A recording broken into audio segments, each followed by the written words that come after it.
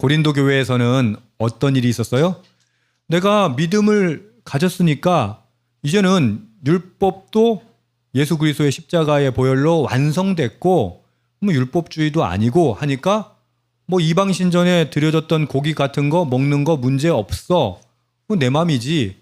그러면서 고기 먹고 또 자기가 행하는 모든 것들이 그러니까 영육이원론이라고 하죠. 육은 더러운 거야. 그러니까 나는 영적으로 지혜가 있으니까 나는 아무거나 해도 상관없어. 거리낌이 없어. 그랬을 때 사도 바울이 지금까지 쭉 설명을 해왔어요. 그것에 대한 이야기가 결론이 뭐라고요? 무엇을 하든지 다 하나님의 영광을 위해 하라. 고기를 먹든 뭘 하든 다 하나님의 영광을 위해 하라. 그 내용을 오늘 정리하는 말씀입니다. 함께 23절부터 보실 텐데요. 여러분 이미 다 아시는 말씀인데 대단히 중요한 말씀입니다. 함께 읽읍시다. 시작. 모든 것이 가하나 모든 것이 유익한 것은 아니요 모든 것이 가하나 모든 것이 덕을 세우는 것은 아니니. 그래 너희가 양심에 꺼리낌 없이 그래 정확한 신학적 지식을 가지고 모든 걸 할 수 있어. 허락되어 있어. 괜찮아. 그래서 사도 바울이 뭐라고 얘기하는 거예요? 모든 것이 가해. 다 너희 자유야. 여러분 술, 담배 그거 자유예요. 아싸 이런 사람이 있죠. 그죠? 모든 것이 가해요. 지금 모든 것이 가하단 말 2번이나 하잖아요. 그래 뭐 자유야. 인정. 뭐 바람 피우는 거예요. 그 정도를 얘기하는 건 아니고 어떤 음식을 먹든 여러분 살면서 선택해야 할 일들 많이 있잖아요. 목사들은 이렇게 상담을 좀 받을 때 보면 목사님 이렇게 해야 될까요? 저렇게 해야 될까요? 이렇게 물어요. 제가 가만히 보면은 이렇게 해도 되고 저렇게 해도 돼. 근데 그렇게 얘기하면 되게 혼란스러워요. 좀 명확하게 성경에 의거해서 말씀해 주세요. 그래요. 성경에 의거해서 모든 것이 가해. 모든 것이 가해. 여러분 자유입니다. 괜찮아요? 그렇게 하셔도 돼요? 근데 사도 바울이 여기 편안하게 이야기하는 것 같지만 그 다음에 뭐라고 얘기합니까? 모든 것이 가하지만 모든 것이 뭐한 것은 아니야? 유익한 것은 아니야. 여기 오해하는 게 뭐냐면 자유인데 너희한테 무익한 건 하지 마 이 얘기가 아니에요. 여기서 유익하다라는 단어 심페레이라고 하는 말은요. 이게 중요합니다. 하나로 모으다라는 뜻이에요. 모든 것이 가하나 모든 것이 하나로 모으는 것은 아니야. 좀 말이 좀 이상하죠? 그 다음 단어 모든 것이 가하나 모든 것이 덕을 세우는 것은 아니다라고 말하는데 여기서 말하는 덕을 세우다는 오이코도메오라고 하는 헬라어인데 건물을 짓다라는 뜻이에요. 그래 모든 것이 다 가하지만 건물을 짓는 건 아니야. 야 목사님이 설교할 때 좀 뭐 쉽게 풀어줘야 되는데 문제가 더 미궁으로 빠지죠. 모든 것이 가하나 모든 것이 하나로 모으는 건 아니야. 모든 것이 가하지만 모든 것이 건물을 세우는 거는 아니야 라고 말하는 겁니다. 이게 무슨 뜻일까요? 하나로 모으다, 건물을 세우다. 이게 뭐예요? 공동체예요. 모든 것이 가한데 모든 것이 공동체를 하나로 만들지는 못해. 모든 것이 가한데 공동체를 세우지는 못할 수도 있어. 그럼 사도 바울이 하는 말의 결론은 뭡니까? 공동체에 유익하지 않은 건 가하지 않다. 왜 술, 담배 안 해야 돼요? 공동체에 유익하지 않으면 술, 담배 하지 말라는 거예요. 이해되십니까? 우리가 착각하는 게 그거예요. 모든 것이 가하나 모든 것은 유익한 것이 아니요. 그렇게 이야기하니까 이런 거예요. 유익에 또 사람이 꽂힌다고. 그래 유익해 오케이. 나한테 유익하면 되지. 그런 마음 다 들잖아요. 그래서 대부분의 그리스도인들은 자의적으로 해석해요. 모든 것이 가하나 모든 것이 유익한 것은 아니요. 그러면 유익한 거 그렇게 하면 되겠구나. 그렇게 생각해요. 그래서 나한테 유익한 거. 그 다음 이야기 반드시 23절과 24절은 한 세트입니다. 읽어주십시오. 시작. 유익을 구하지 말고 남의 유익을 구하라. 그래 유익하면 됐지. 나한테 유익하면 됐지. 그랬는데 그 기준이 뭐라고요? 자기의 유익이 아니라 남의 유익이라고 하는 겁니다. 이것은 그리스도인 윤리의 황금률입니다. 무엇을 결정할 때, 무엇을 선택할 때 기준이 뭐다? 나에게 유익한 게 아니라 남에게도 유익한가? 그러면 아까 얘기했던 헬라어로 돌아간다면 기준은 뭐다? 공동체에 유익한가라는 말입니다. 어떻습니까? 최근에 내가 했던 결정 중에 공동체에 유익한 결정이 있었나요? 뭐 대표적으로 여러분 직장 생활하면서 나의 업무 성과를 위해서 동료의 성과를 깎아내리거나 아니면 팀 전체의 협력을 저해하는 일은 없었나요? 라고 질문해 봅시다. 어떠세요? 내 유익을 위해 남을 희생시키지 않았느냐라고 말하는 거예요. 사역에서도 마찬가지예요. 다른 이들의 상황을 살피기보다 나의 스타일, 나의 방식, 그거 고집하면서 사역하지 않느냐는 거예요. 우리 교회는 아직 그런 일 없지만 이 전쟁이 식당 봉사에서 많이 벌어져요. 그걸 왜 그렇게 버무리냐? 밥을 왜 그렇게 하냐? 여러분, 나의 스타일, 나의 성향, 그걸로 사역하지 말고 뭘로 사역해라? 남의 유익, 공동체의 유익을 위해서 사역하라라고 말하는 거예요. 이 말도 못 알아듣겠다. 우리 아이들까지 알아들을 수 있는 말로 표현해 볼게요. 함께 밥 먹으러 가려고 할 때 메뉴 꼭 고집하는 사람이 있어요. 있어요, 없어요? 자기는 절대 그거 아니면 안 간다는 거야. 여러분 어떠세요? 내가 결정하는데 공동체적으로 결정하는 걸 우선시하지 않고 내 성향, 내 취향 그것만 고집하며 살고 있지 않습니까? 왜? 나한테 유익하니까. 그런데 지금 24절은 뭐라고 얘기했다고요? 누구든지 자기의 유익을 구하지 말고 남의 유익을 구하라. 왜 그럴까요? 사도 바울이 왜 이렇게 얘기할까요? 예수님께서 마가복음 10장과 마태복음 20장에 이렇게 말씀하셨습니다. 당신이 온 이유가 뭐라? 섬김을 받으러 온 것이 아니라 섬기러 왔다고 말씀하셨어요. 사도 바울은 그 예수님을 따르는 거예요. 여러분, 이 땅에 우리를 보내주신 이유가 뭔지 아세요? 섬김 받으려가 아니라 대접받으려는 게 아니라 섬기라고 대접하라고 우리를 부르셨다는 거예요. 어떻습니까? 예수님을 따르는 제자로서 주께서 하신 것처럼 우리 자신들도 자신의 유익이 아니라 남의 유익을 위해서 살아가고 있습니까? 아니 사고구조가 그렇게 생각하고 있습니까? 그게 쉽지 않죠.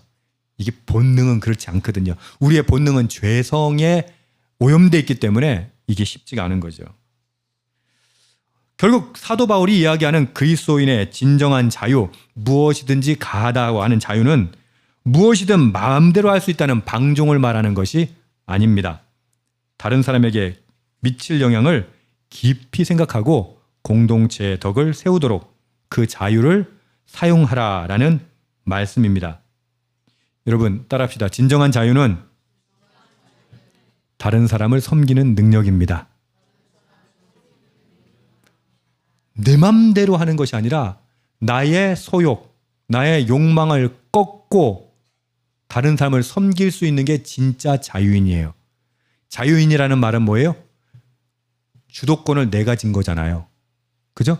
근데 욕망에 막 끌려가는 것이 아니라 그 욕망을 꺾고 내가 주도적으로 다른 사람을 섬길 수 있도록 할 수 있는 거, 그게 진짜 자유다라고 말하는 겁니다.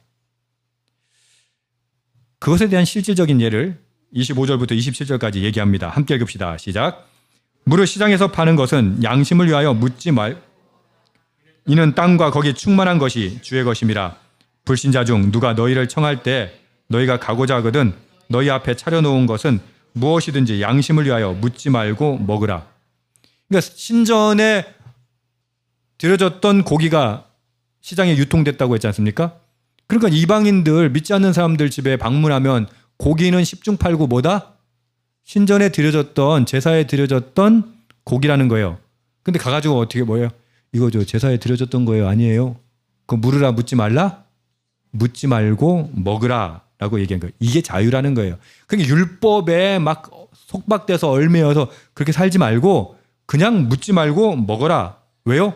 시편 24편 1절의 말씀을 26절은 인용하고 있는데 땅과 거기 충만한 것이 다 누구의 것이다? 주의 것이다. 아멘. 모든 창조물은 궁극적으로 하나님의 거예요. 그지 맞죠? 그러니까 그거는 뭐 신전에 드려졌다고 해서 오염되거나 그러지 않는다는 거예요. 근데 오해는 마세요. 그렇다고 신전 가가지고 신전 제사에 참여하란 말은 아니에요. 근데 이방인이 초대해가지고 식사를 대접하는데 가가지고 꼬치꼬치 캐물으면서 이거 신전에 드려졌던 거예요. 제사 지내는 드려졌던 거예요. 이런 말 하지 말라? 하지 말라라고 말하는 겁니다. 비록 고기가 이방 신전에 바쳐졌다고 하더라도 그거는 가짜 우상에 불과한 거 아니에요. 이방 신전은. 그러니까 괜찮다라고 말합니다. 사도 바울이 이 이야기한 거 여러분들은 뭐 그냥 당연히 여기겠지만 이 당시에겐요 엄청나게 급진적인 거였어요. 왜요? 유대인들은 절대 이래서는 안 돼요. 정결법에 의해서는 어떻게 해요? 조금이라도 오염된 건 손도 대지 않았어요. 근데 여러분 사도 바울이 원래 어떤 사람이었어요? 유대인 중에 유대인이고 바리새인 중에 바리새인이었어요. 그런 사도 바울의 입에서 이 이야기가 나오고 있는 겁니다. 왜 그럴까요? 이 또한 사도 바울은 예수님의 가르침에서 나온 겁니다. 예수님께서 이렇게 말씀하십니다. 마가복음 7장 15절에 무엇이든지 밖에서 사람에게 들어가는 것은 사람을 더럽히게 하지 못하되 사람 안에서 나오는 것이 사람을 더럽게 하는 것이다. 들어가는 게 문제가 아니에요.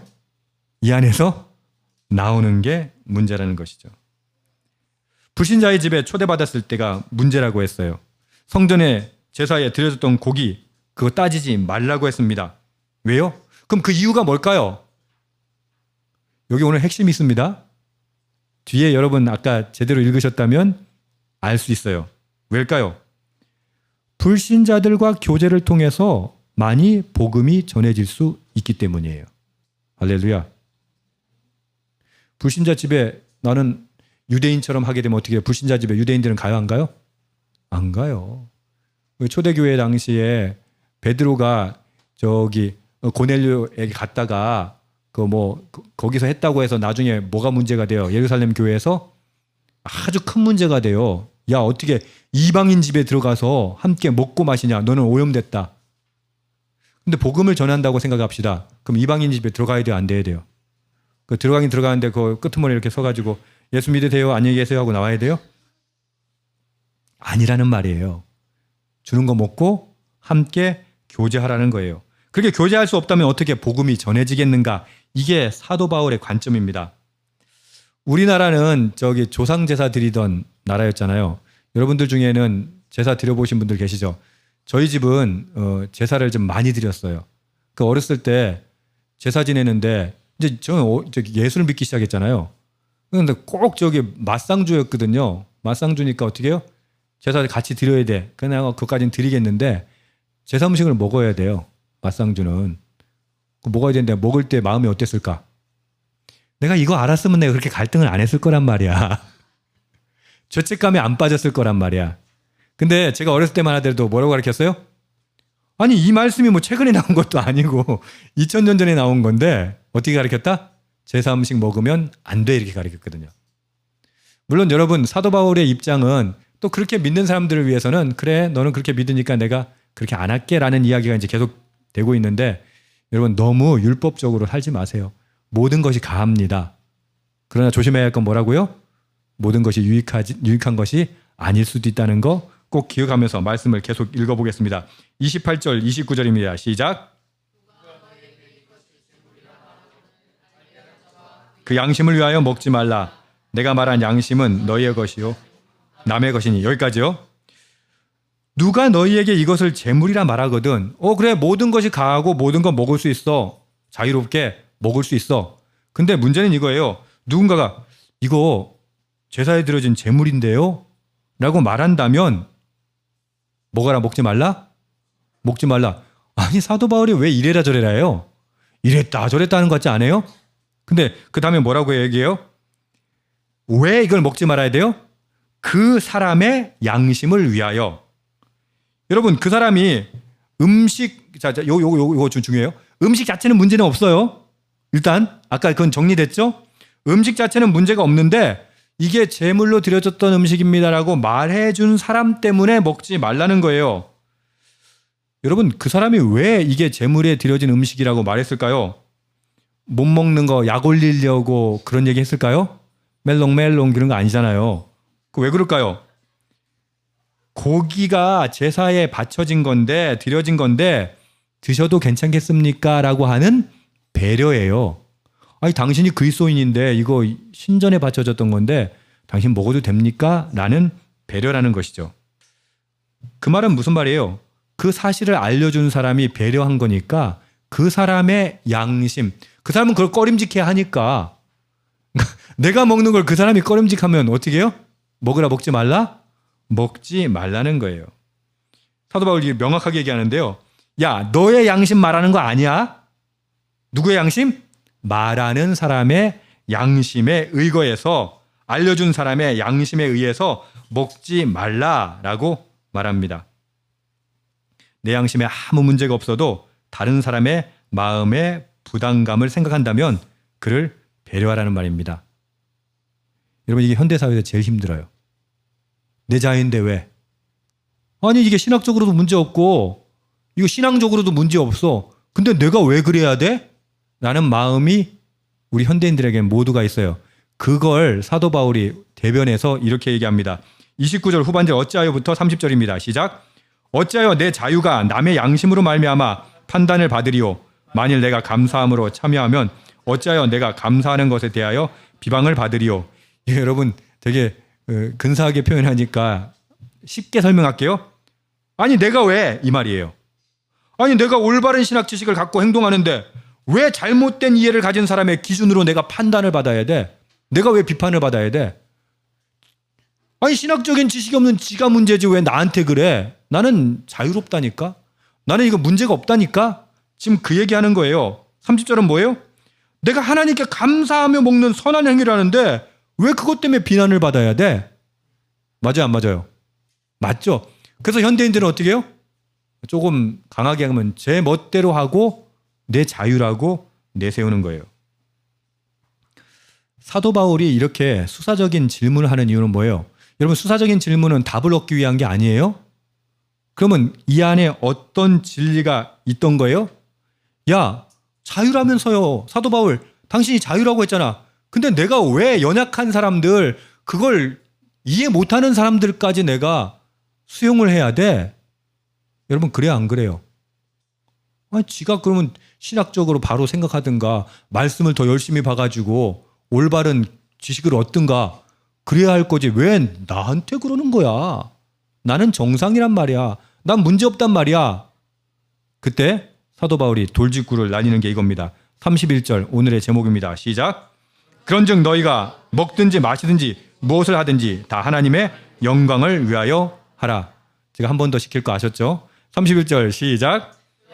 너희가 먹든지 마시든지 무엇을 하든지 다 하나님의 영광을 위하여 하라. 내가 바른 지식과 양심으로 행동하는데 왜 남으로부터 판단을 받아야 합니까? 내가 왜 비방을 받아야 합니까? 에 대한 대답이 31절입니다.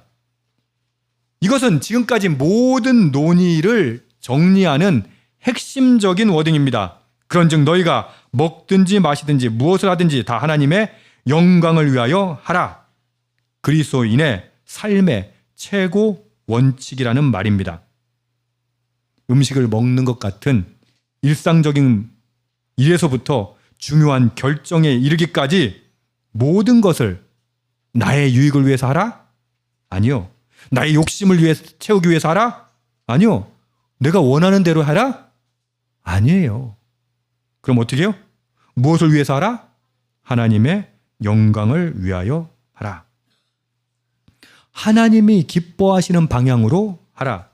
하나님의 성품이 네 삶 가운데 드러나는 방식으로 행하라.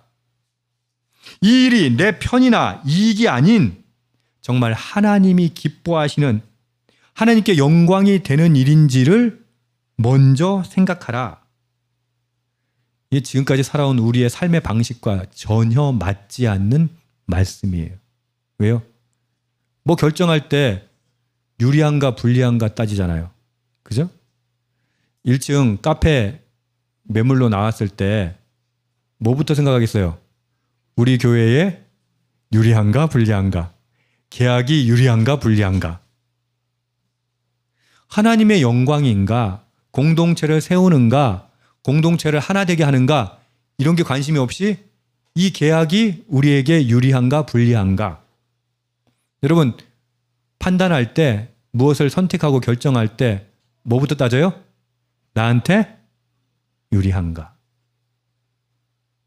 이게 우리의 삶과 결이 너무 안 맞아요. 근데 사도 바울은 뭐라고 얘기해요? 하나님의 영광을 하라. 근데 먹든지 무엇을 하든지 이게 중요해요. 먹는 건 하루 뭐 2끼 먹는 사람도 있고 3끼 먹는 사람도 있고 물론 4끼 먹는 사람도 있지만 어쨌든 가장 일상적인 거잖아요. 가장 일상적인 것에서부터 중요한 결정에 이르기까지 하나님의 영광을 위하여 하라.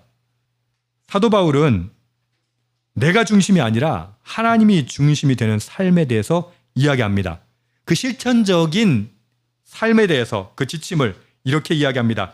32절, 33절 시작.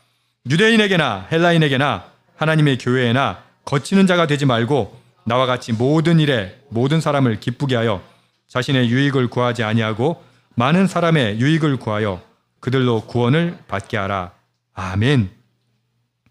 유대인이든 헬라인이든 하나님의 교회이든 어떤 자가 되지 말라? 거치는 자가 되지 말라. 왜일까요?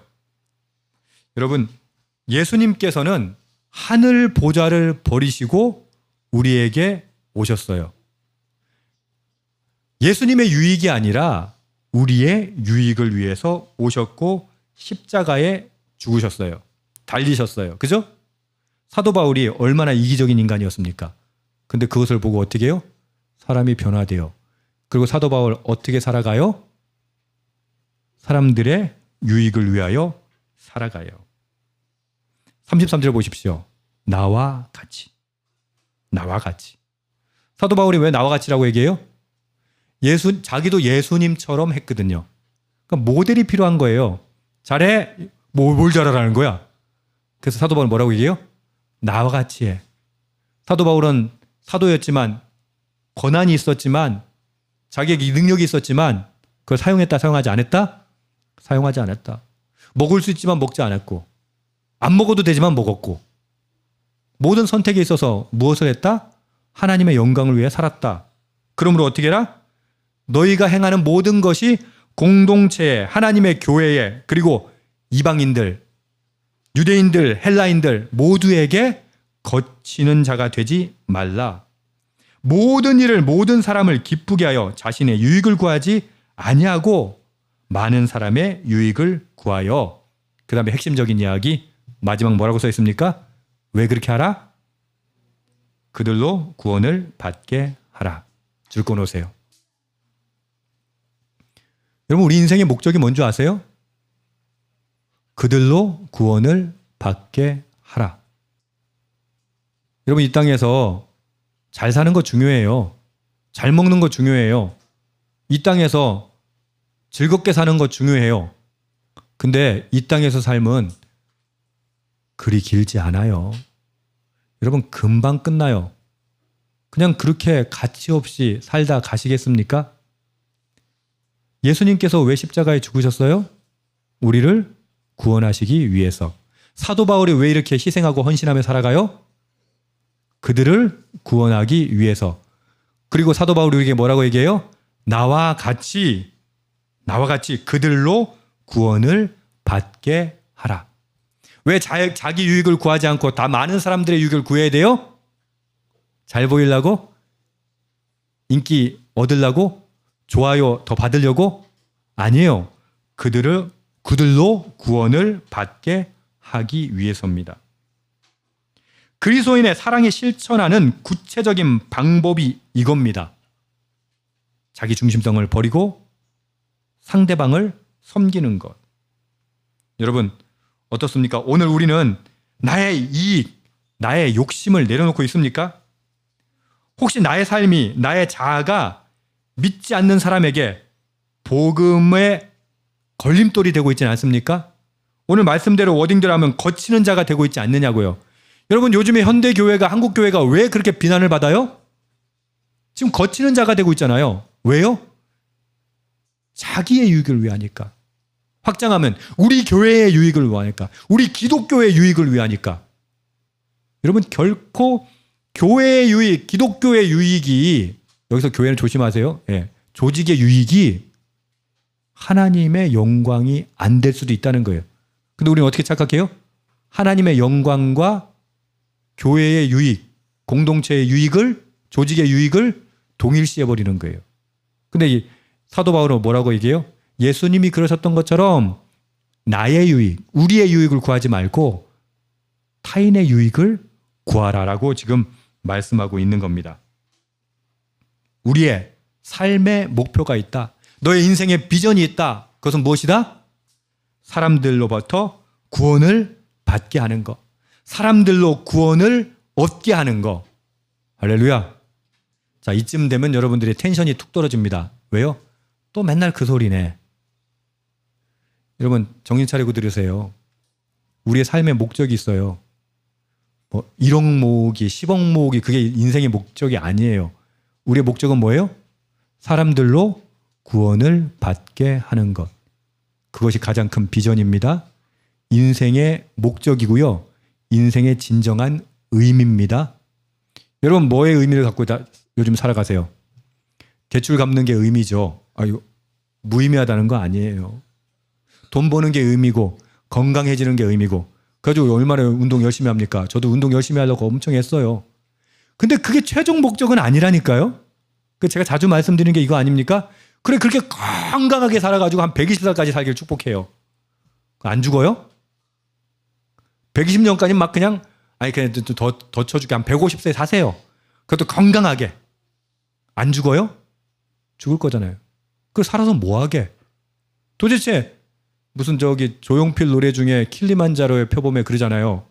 바람처럼 왔다가 이슬처럼 갈 수는 없잖아. 내가 산 흔적이랑 남겨둬야지. 아니 안 믿는 사람도 자기 흔적을 남기려고 해요. 그러니까 성경이 말하는 흔적은 뭐예요?